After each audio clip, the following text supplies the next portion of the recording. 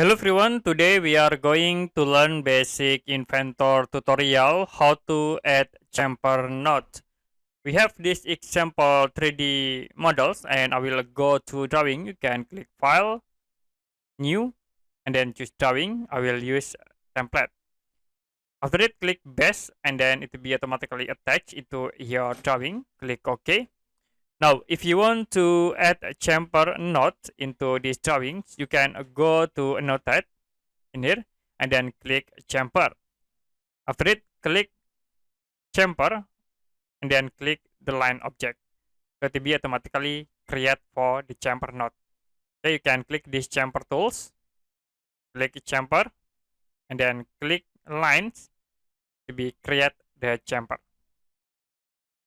Okay, that's it for basic Inventor tutorial, how to add a chamfer node. And if you have any question about this tutorial, you can comment below this video.